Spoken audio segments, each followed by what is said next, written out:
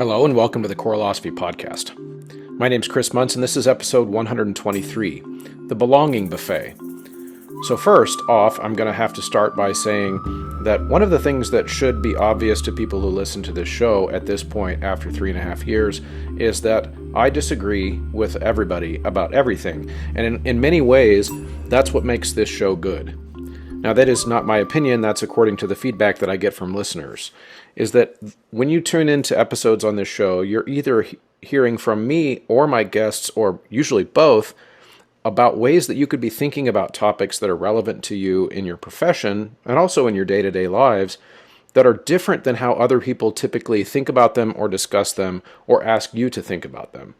The goal is not to come out of it with a new opinion that you've taken my opinion or my guest's opinion and adopted it as your own. The goal is that our opinions expressed on this show and your opinions meld together in your head to form some new hybrid opinion. Because ultimately that's how humanity exchanges ideas over time. And that's how our thinking evolves on various topics over time. And so one of the things that's been interesting recently is I've been making an effort to start more conversations on social media, even though I am very much on the record as not thinking that those are typically very good, although there are things that you can do to make conversations better on social media. And of course, I've published episodes and blogs about that and real things that I think work really well in order to make those conversations better. But one of the criticisms that sometimes comes in when I put a pot-stirring comment on Facebook and encourage people to join in the conversation is I'll hear things like, "Why are you making contrarian posts?" Okay, well, first of all, let's talk about what contrarian means. Contrarian to who? Would that apply to anyone? So, like, if I make an expression of my opinion and you come on to my post and disagree, aren't you the contrarian? So, like, that's a meaningless term. I think we really need to stop using that term. Contrarian just means that we don't agree. And so now we're right back to square one. We've had a conversation that didn't get us anywhere because we already knew we disagreed. And so what's interesting about conversations where people don't agree is that synthesis that I was just talking about. It's like you have I have a thesis. That's the position I put forth on the internet. You disagree. That's called an antithesis. And by us combining my thesis and your antithesis in conversation, we can come up with some type of synthesis of a new idea. Right? So maybe I learned something from you, you learned something from me. But one of the trends that has been really troubling over the last several years, and one of the reasons that I've started this show is to have these types of conversations, is that in many cases, we've got people who really just don't want to hear the antithesis to their own thesis. They really just don't want to hear it. And so they've come up with ideas and reasons and excuses to not hear it. So one of those excuses is standpoint epistemology. In other words, I don't want to hear from a white man about this, or I don't want to hear from a woman about this, or I don't want to hear from a, fill in the blank category. And so, of course, then we've set up a barrier in our mind and shut ourselves off from any new information before the conversation is started, and that's not super healthy. Another example would be, let's say I think I'm already really knowledgeable on a topic, and I might say to somebody, I've already researched this quite a bit. There's nothing you could say that's going to impress me on this, but go ahead. Right? It's like that conversation's over. And there has been, like, in other words, for me, if I hear that, I'm going to shut down that conversation because I am not going to learn from you if you're not willing to learn from me. These are the types of things that have to be reciprocal. And in a non-toxic conversation environment, we lead with questions, right? We lead with openness. That I could be wrong, right? I could be wrong. I am saying an idea that is my idea, but I am interested, truly interested, in what you have to say in response. Not because I think you might change my mind, but because I'm interested in how someone else could come to a different conclusion than I came to. A lot of my opinions, I think, are correct, and you need to all adopt them. However, I also understand that different people's life experiences will lead them to different conclusions, and I'm interested in that because I'm a curious person. I want to know what would cause somebody to believe the things that they believe. because I think that's where we find that synthesis. It's like you are able then, it's also where we find empathy. I'm able to put myself in your shoes if you tell me what your experience is like, right? But if you enter the conversation by explaining at the offset that there is nothing that you can learn from this conversation, then you shouldn't even have the conversation. It should shut down right there because it's not going to go anywhere good. And so these are the types of conversations that I posted one recently about what is our main job as a teacher? And there were lots of really good conversations because I think the people who inhabit the Choralosophy podcast sphere of internet algorithms at this point, they know what types of conversations are going to be welcome on a Choralosophy post.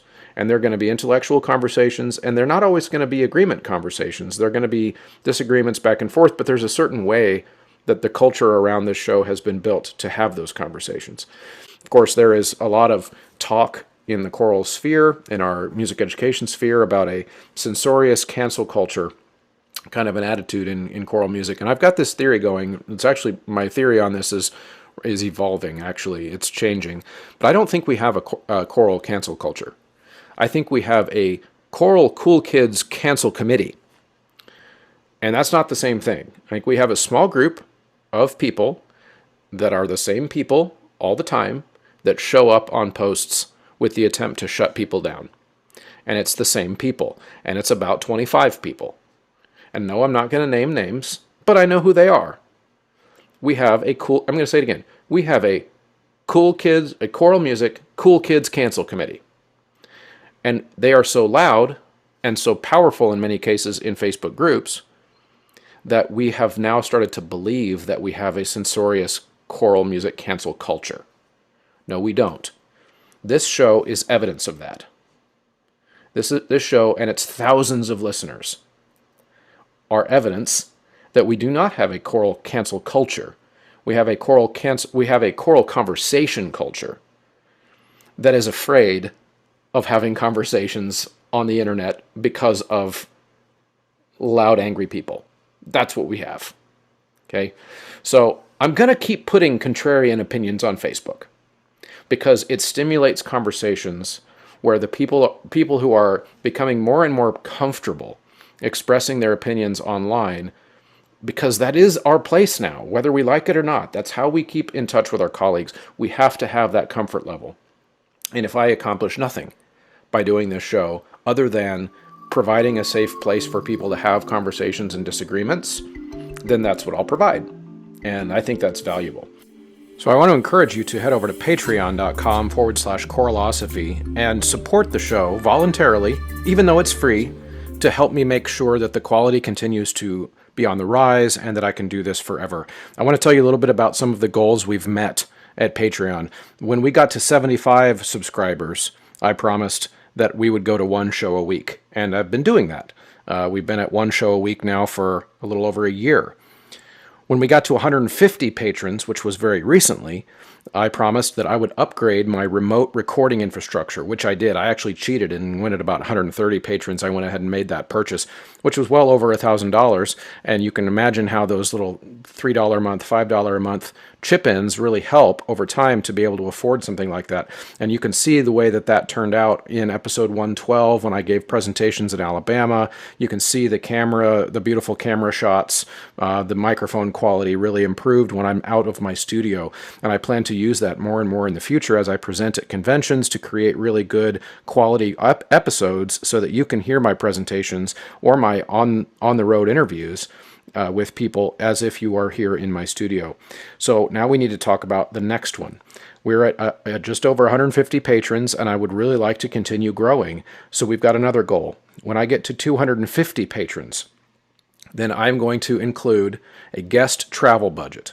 And that means high resolution, in-person, face-to-face conversations that I can start to budget in either getting myself to that person or getting that person to me in person. I think that's a big deal. And in the opportunities I've had recently to be in the room with guests, I think makes the conversations even that much more real. And that is my goal going forward. So I encourage you to head on over there and join that growing group.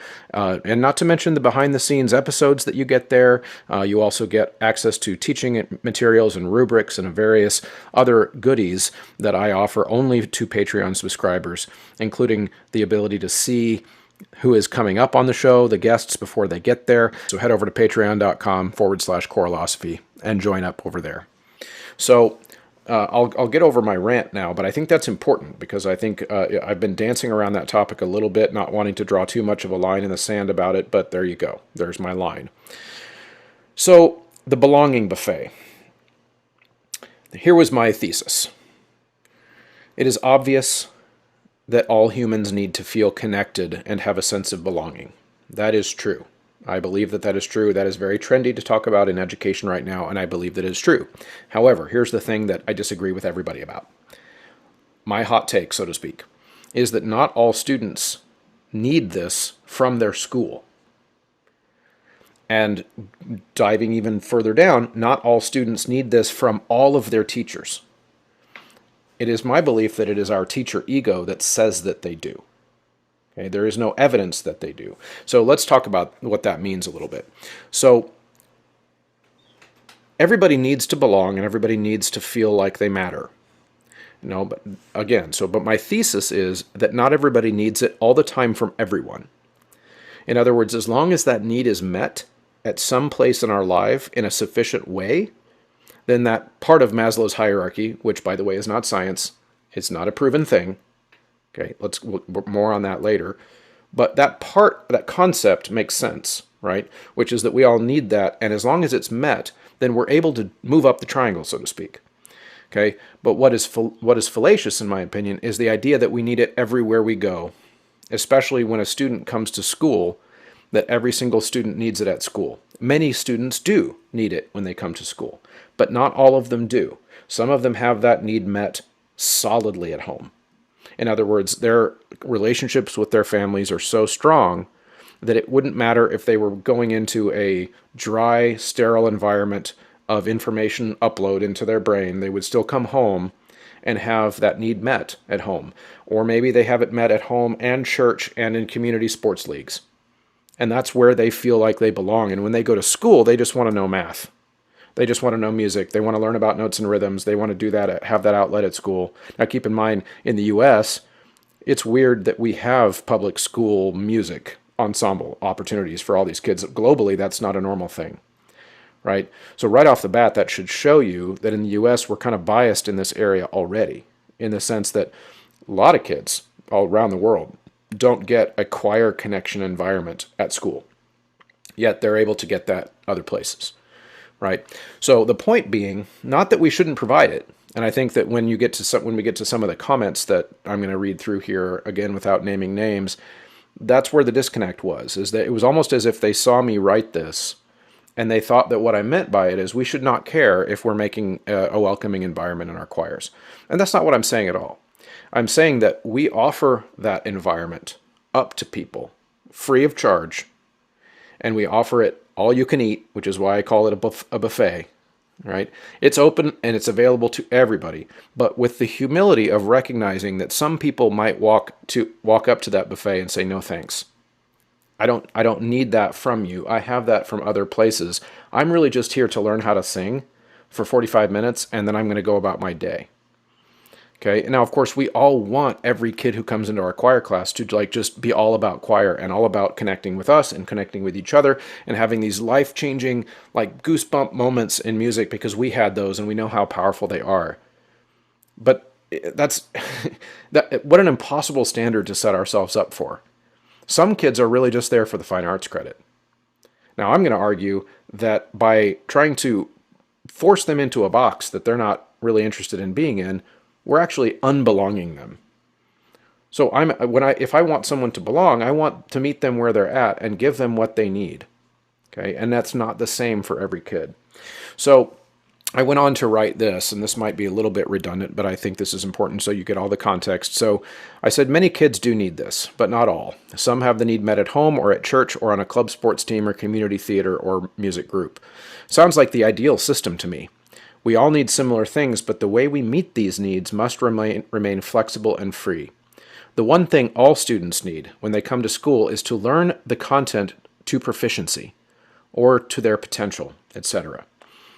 So I believe that, and I stand by that, is that so not every kid needs to belong in every classroom. Sometimes they just are there to learn the content. But what they all need from our education system is competence and proficiency in their academic material. That is the one common denominator that they all need, because they're not going to get it anywhere else. That's the difference. Kids can get a sense of belonging elsewhere. They can't get math instruction elsewhere. And in the U.S., it's very difficult for them to get their choir experience elsewhere. Now, there are, of course, great community children's choirs, but not in every town, right? They can't get science labs, because if they have that access at a public school, they're not going to get it realistically outside of that. So that's the one thing that they all need, which is why I argue that our main job is to teach them the content. It's to teach them the content. These other things are important too, but with the humility of recognizing that at our buffet that kids are coming to, they won't all choose the same items. Now, I think of belonging at school, this is back to my post, I think of belonging at school or in my class as a buffet item. It is all you can eat and available to all. But if you want only a small portion, or none, in my case, if you only want the music, then I respect that. Okay, and so then I added an addendum because probably one of the most quick and cogent criticisms of my post, which, as I said in the intro, those are the kind I enjoy. I actually get I respect, I should say. Well, it's not that even that I enjoy. It's never awesome to be told that your point was wrong or that your point was missing aspects, but that's important, and so I respect it. One of the best criticisms that I got was that kids are not always able to recognize what they need. Okay, so they're not able to, especially depending on the age group, especially they don't always know what they need. So they're not quite like an adult going through a buffet that can be expected to see all the items out on the buffet and have a really good understanding of, say, their nutritional needs or whatever it is, to know how to grab all the items that they need. They might just grab the junk food. And so it is our job as teachers to to pull them in to those activities. And of course, I totally agree with that. And it was a good criticism in the sense that it pointed out, not that I was wrong, in my opinion, it pointed out that my analogy was not complete. And because there's no such thing as a perfect analogy, right? And so I'm fully aware of that. So I added an addendum, and I think this was important. So it is my thesis, and has been for quite a while, that belonging cannot occur unidirectionally. It has to be reciprocal. And so that's one part of it. So I can't offer belonging in a buffet setting in a perfect analogy where it's just sitting there and people can grab it. Obviously, it has to go both ways. They have to want to belong, and I have to be welcoming, and that has to be back and forth. Like that, it happens through relationship building. It's not something where I can put it on the board at the beginning of the class and say all students belong here. Now, teachers are starting to do that more, and they're starting to put up signs about, different identity groups and everybody, and they're all welcome here, etc. And that's fine. But I'm going to suggest that doesn't work. That's not doing anything. Like it's signaling that you're open to that conversation, but ultimately the real work is done when we make relationships with each other. And so that's a reciprocal thing. Now, the addendum to my specific analogy of the buffet is to make sure we understand that we're all thinking about the same type of buffet.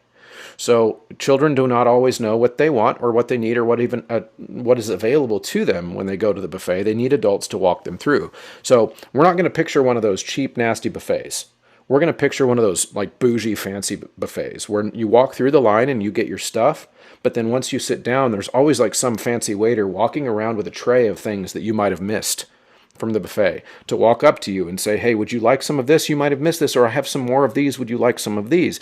And that those people are then walking. So like Fogo de Chao, or one of those Brazilian barbecue places where they're always coming up with more meat to slice off. Right? It's that kind of buffet. That's how I picture the classroom. In other words, yes, of course, I'm going to continue. Let's say there's a kid who's just like, I'm just here to get my fine arts credit. You don't need to talk to me. You don't need to build a relationship with me. I just want to do the bare minimum to get an A in this class, or even an A minus, and then you'll never see me again because I just am here for that. And I need you to teach me something about music so I know enough to pass my quiz or test at the end. I'm going to show up to the concerts, etc. I'm going to do what's expected of me, but that's all I'm going to do, right? So in the cheap, nasty buffet, that kid belonging in my class, let's say I offered that on the first day of school, but since they said no thanks, then I just, screw that kid. No, of course not. That's not what I'm saying. It's a bougie buffet. So what I'll do is I will offer that belonging. Like, you are part of this choral program. It's a 9 through 12 program. You are here in 9th grade. You're going to get your fine arts credit, etc. Oh, you only want to do choir for 1 year? That's fine.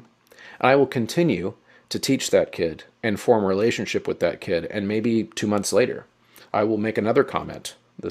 I'm the waiter coming back by with more meat. I know you're not planning on being around for much longer, but man, we could sure use you because you're doing such a great job. Your tenor voice is beautiful, and your bass voice is so rich and resonant, etc. Whatever it is, trying to build a relationship and make that kid feel needed, I will continue to offer that. Even if he continues to say no thanks, I'm still going to offer it. But where the teacher ego part, and this is the part that triggered a lot of people in these comments, the teacher ego would interrupt me at that point and cause me to think that kid not wanting to continue to be in choir is a reflection of me. Okay? But that's the thing, is kids come to our class and if they misbehave or they act out or they act in, whatever it is, and they're there not because of us anyway. They have their own lives outside of school. They have their own ideas that they bring into school, their own backgrounds. We are there to form a relationship unidirectionally with them. Or sorry, not unidirectionally, but bidirectionally with them. Okay? So if they decide to move on from choir, it would be my ego that gets hurt. And I'm going to suggest that we got to take that burden off of ourselves. People supporting at the producer tier or above on Patreon are Brannigan Lawrence, Brian Long, Chandler Smith, Venture Studios, John Warner, Jonah Clicksbull, Ulrika Igrain Munoz Alarcon, Angie Schilling, David Kowalczyk, James Mock, Jared Hendricks, Kyle Peterson, Max Jackson, Michael Herron, Nathan Hines, Ryan Main, and Steve and Kathy Kakachik. That's a big deal over there, so thank you very much. We want the kids to stick around and continue to do this thing that we teach because we think it's important. But at the end of the day, it's not our life, and they're not our kids, right? We are there to support them, even if that supporting of them means moving on from our class to do other things. Now, where it gets tricky is that you want to make sure that they're moving on for the right reasons, right? And you do want to be involved in that conversation, and that again is the waiter coming back again with more rounds, all the way up until the time they enroll for the next year or whatever it is, and they decide to quit or not quit. You are continuing to make sure that they are thinking through all the pros and cons of being in your class. And for me, that's a lot of things like, oh, so you want to be a doctor someday, and so you think you can only do the 1 year of choir. Now, why is that?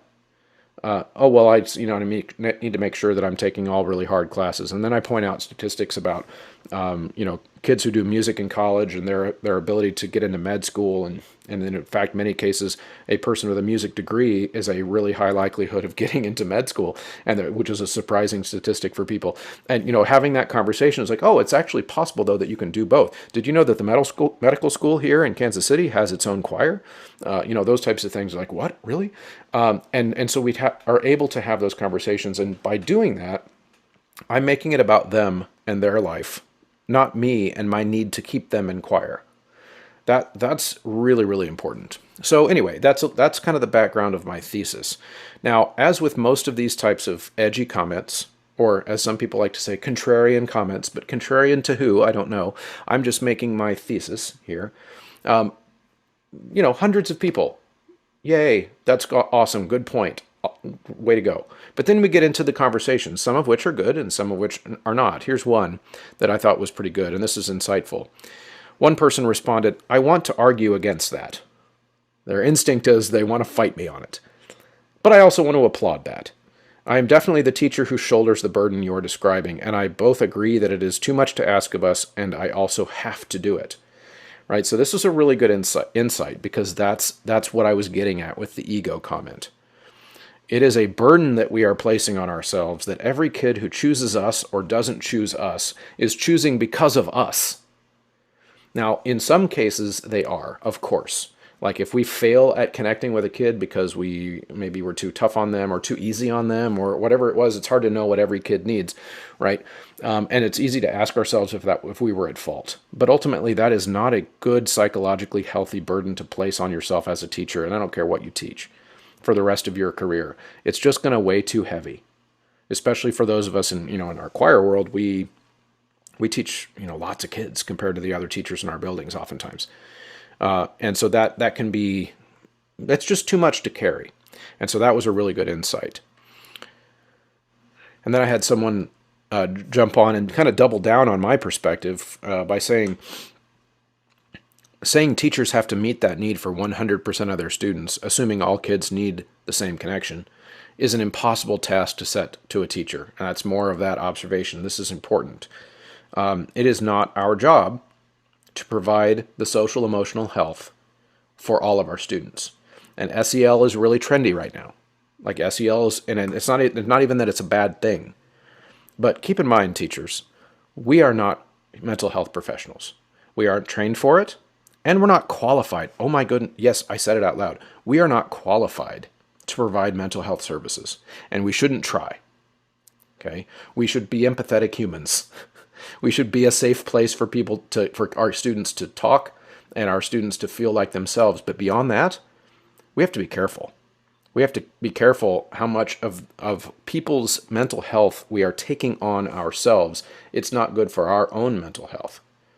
I'm a person who's pretty good at this in the sense that I'm pretty good at drawing boundaries in my life. But I have a personal experience with having to take my own mental health days because I allowed students to put too much of their burden on me. And it had to do with us when we lost a student to suicide in our class. And I became the person that they all came to talk to.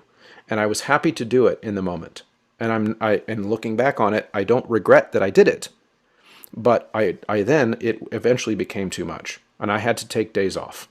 Because I knew that when I showed up to school, there would be kids waiting for me at the door to talk about their emotional burdens. And that when I walked out of the building at the end of the day, there would be kids following me out into the parking lot to talk about their burdens. And I loved them, so I allowed it to happen because they needed me. But there is a certain point at which we all have a limit. We can't take it anymore because it becomes too heavy. And so I had to take days off, and I had to talk to kids about that I needed some space from this. I needed a chance to grieve in my own way for our student that we had lost. And there are too many of you and not enough of me. And they understood because kids are smart. Gosh darn it, they are so smart. They understood that I was struggling too. And I can't be the oxen that everybody straps their burden to. And as teachers, we have to, I think because of who we are and why we went into the profession, that is a very easy problem for us to have. And then another comment here is another agreement. Yep, our egos or desire to be needed and loved get in the way far too often. And then we had some people that disagreed, and that's fine. One person said, slightly choking on the concept of our egos guiding us to make sure all kids have access to SEL teaching. We don't just teach choir and music. We teach human children who do not necessarily have equitable access to the support systems you mentioned. I remain on the road less traveled. Now, so this is a comment that is a really good example of somebody who I will just say, I know this person in real life, and this is an awesome person. But this person was not listening to the comment that I made in the original post. Okay, and so let's break that down and let's talk about it. So I didn't claim in the original post that it is our egos that make us think that kids need SEL. Okay, that is not something that I said. We don't just teach choir and music. I agree. There are other things that we teach with choir and music. They are, but in the way I think of it, is those are downstream effects of teaching choir and teaching music, are the personal growth and the group building that happens when we do music together. Those are things that happen. Those aren't things we're teaching them. Those are things that happen because we're teaching them the music. Now, we teach human children, back to this comment, we teach human children who do not necessarily have equitable access to the support systems. Now, that's straight out of my original post, right? For those of you who saw this and you listened at the beginning, that is straight out of the original post. I said very clearly, not everybody needs this. Some kids do. Some kids do. And so even in many ways, a good way to think about this is that could actually be making my point for me. If we approach these SEL concepts as things that everyone needs to equal degrees from us, then we might actually not have enough time in the day or mental energy to do that. What if we recognized that not every kid, this is again back to my post, not every kid needs this from us. Some kids don't need it from their choir teacher because they get it from their math teacher. Some kids don't need it from their choir teacher because they get it from the football coach at the school. Right? They don't have to have it from everyone all the time. In many ways, that makes us come across as desperate, right? I'm not going to chase the kid. I'm going to be there, and I'm going to be there for them because I know that some kids do need that from me. And I want to have my head on a swivel and be aware of who those kids are. Okay? And you can tell. There are some kids who come to choir really seeking out that connection. And then there are some kids who come to choir who are so shy that they will never talk to you. Now, I'm going to suggest to you that those kids are probably ones you should check in on, no matter what you think is going on at home. Because there are sometimes kids that will just never talk to you, but they really do need a connection, right? So it's our job to be aware of the diversity that goes along with this. Now, another point, and skipping past some more people who agreed wholeheartedly, another point of, I guess, disagreement or antithesis to my thesis is this comment. The largest question is whether or not you're asking the question if your class creates a sense of belonging within it. True, the student's identity does not have to revolve around choir. That's true. They can find that in other groups. Also true. The largest question here is if your buffet is equitable. Does everyone have access? If not, you are creating opportunities, or are you creating opportunities for equity? I have read your posts before regarding curriculum, and kids are expected to know things by the time they reach your classroom. Well, some kids don't. So what is the buffet offering them? Do you have buffet offering for every kid? If so, then yes, your choir is creating belonging through curriculum in your classroom. And for those 45 minutes, they feel a sense of belonging. If not, then, well, you're not. And I believe this is where colleagues have some problems. And truthfully, it's where this post and I depart ways as well. So this is, again, with respect to the poster, somebody who's just not listening. Because, again, I have to bring us back to the original post. It's available to everyone, and it's free. What I'm commenting on is what do you do when someone says no thanks? Okay, it's not a question of who you offer it to. She's also incorrect about what my curriculum is and does. And so there's that. Of course, I've done a lot of episodes. I would encourage anyone to go to my grading episodes, episode 21, and the more recent one, everyone can get an A, but not everyone will, because again, they have to choose. There are certain things that they have to choose. And I've talked quite a bit about that on the record. And so I'm not really interested in defending that here. But I did respond. I said, kids are expected to know things before they reach my classroom, which is not true. We take beginners all the time.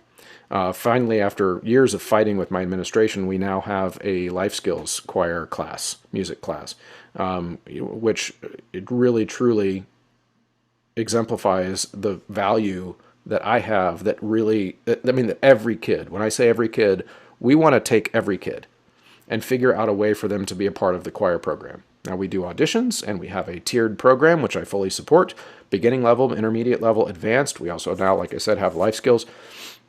But when I say beginners, we will take beginners. Never sung in a choir before? Come on over. That is how our program works. So I said, I have presented my entire curriculum to thousands of people, and the entire philosophy is based around grading on growth. I don't care where you've started.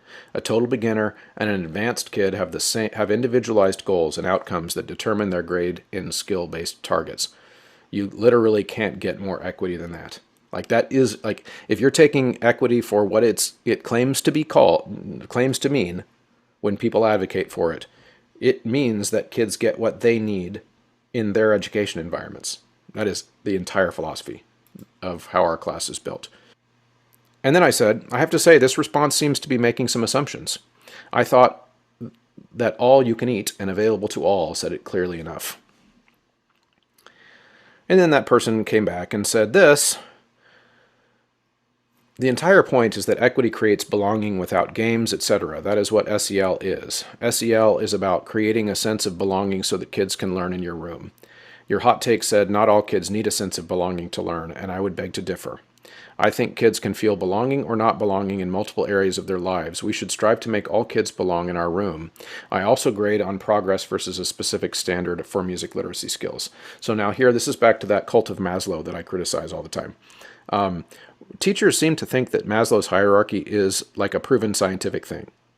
In other words, that that the triangle means that kids have to belong in order to learn. I'm sorry, you all, that is just factually incorrect. It has been debunked 20 years ago. We need to catch up. Even Maslow didn't claim that this was an if-then linear equation. Education theorists have used his material to claim that, and they have never proven it. And in fact, there are the easiest way to wrap your mind around this, about why this is such a assumption and not a scientific thing, is that people in third world countries learn to do math. If they're provided with the educational opportunity, they're not having their needs met. Their more base needs like nutrition and shelter, and they're still able to learn math when they're provided good quality instruction, which of course doesn't happen enough in third world countries. But there are places where, and this was Maslow's criticism of the people when he was still alive, that he was critical of people taking his idea and making, which wasn't even his idea, he appropriated it from some tribal cultures, which is a whole different episode, which I'm planning, by the way, to do this episode at some point soon. But what was essentially happening was that he was pointing out that, well, this can't be a linear thing, because there are cultures all over the world that learn without other basic needs not being met, that we in the U.S. we take for granted those needs. Right? So believing that Maslow's hierarchy is an if-then linear equation is extremely, extremely American-centric and privilege-centric when you look at it globally.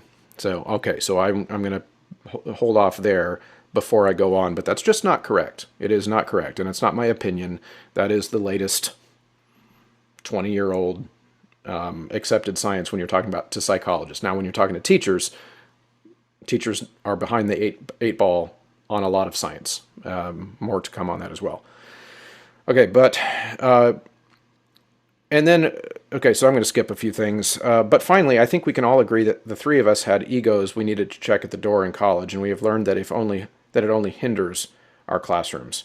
When our goal, there were multiple people in this conversation, when our goal is teaching people music and not teaching music to people, then we will truly exceed. So yes, our buffet has to be equitable, and creating a sense of belonging doesn't mean that we're all doing these things because our ego tells us to.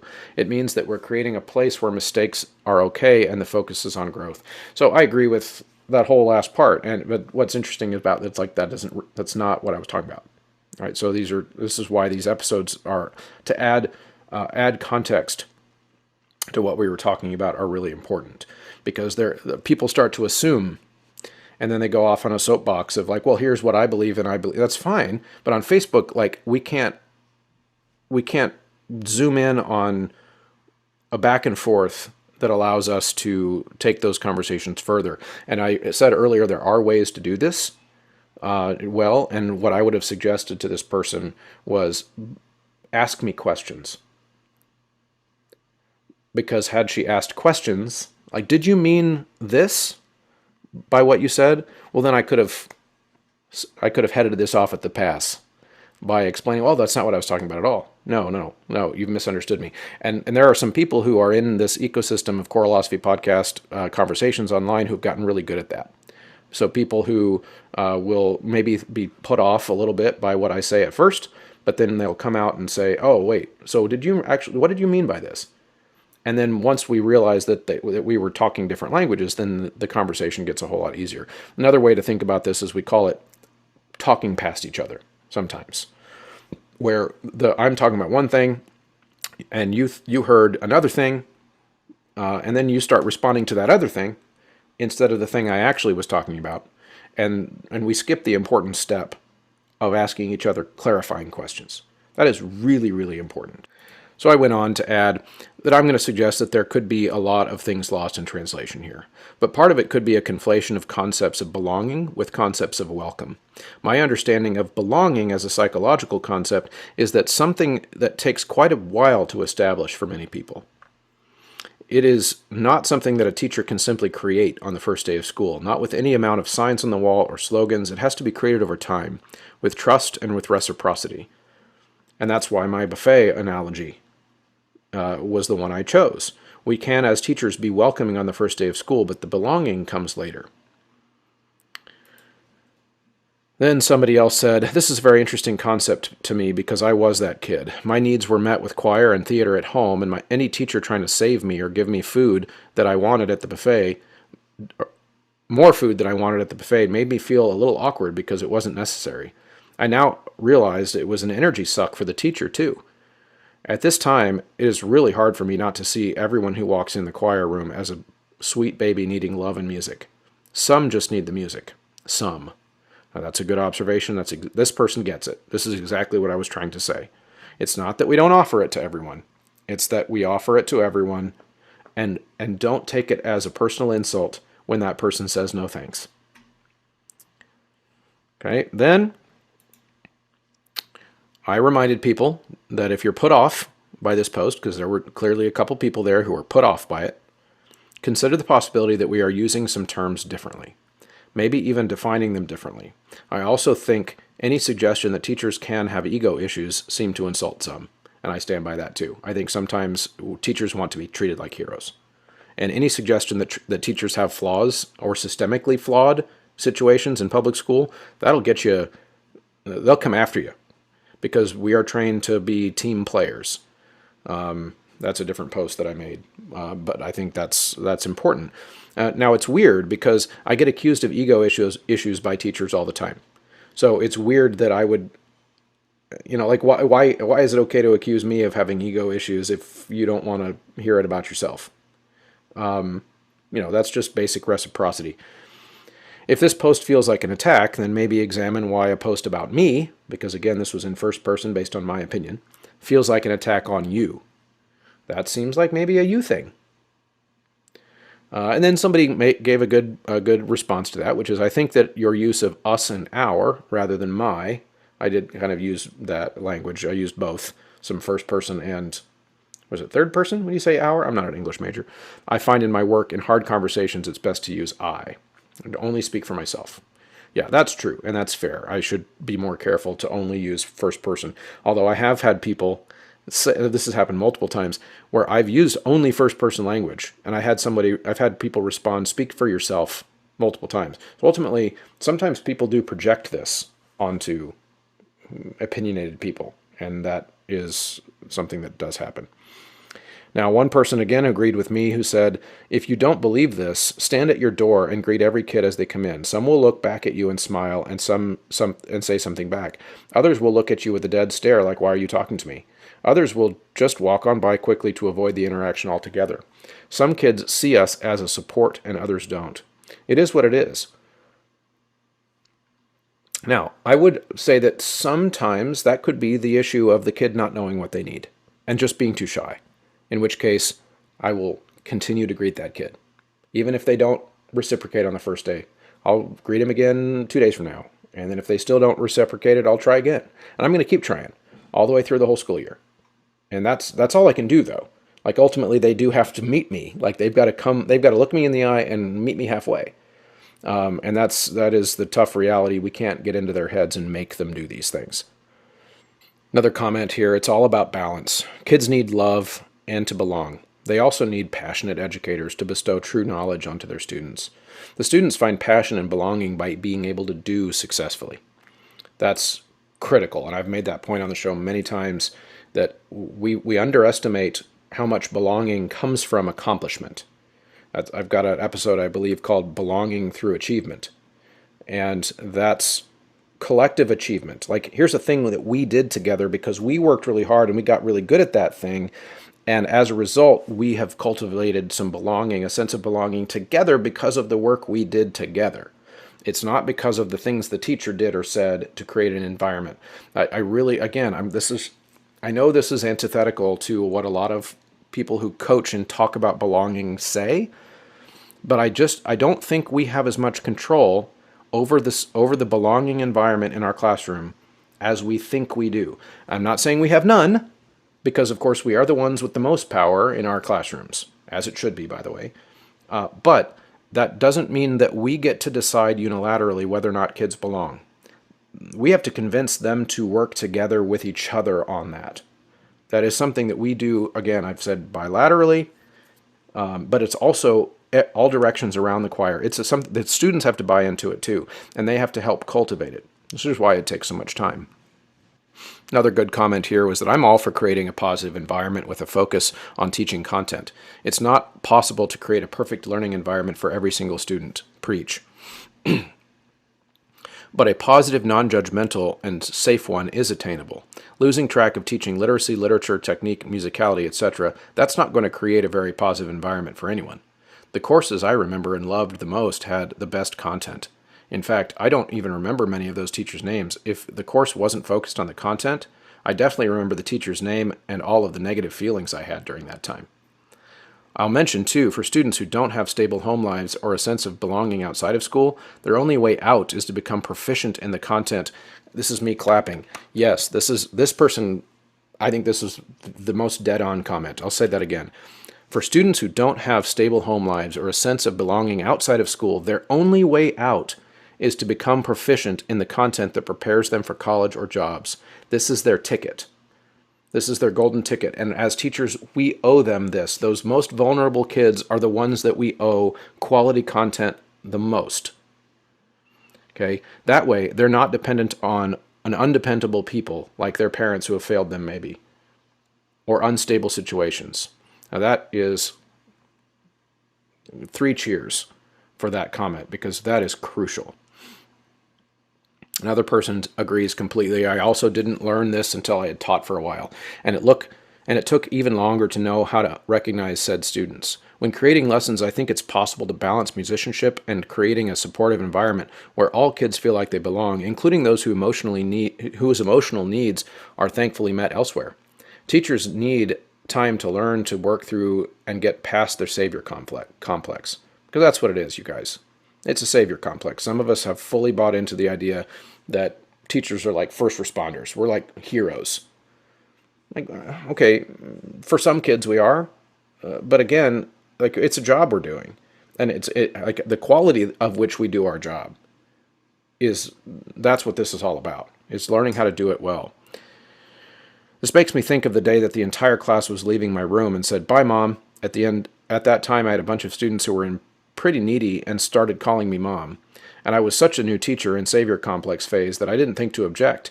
But that day when you walked out and you said, "Bye, I already have a mom," I was moved by this statement. This looks like she tagged a former student here, and that's who she's talking to. I was moved by that statement and thought, good for you. That stuck with me for my entire career and changed me. Side note, when my daughter was in my classes, she told me it bothered me that others called me Mom because I was her mom, not theirs. That also taught me a lesson, and my students never did it again. So, yes, this is a really insightful comment, and I'm going to add my own. I had a former student once who, when my daughter was young, was a babysitter of my kids. I was teaching her private lessons. This kid was very much part of our family. And in a lot of ways, I took on too much of this ownership for this kid's well-being and future.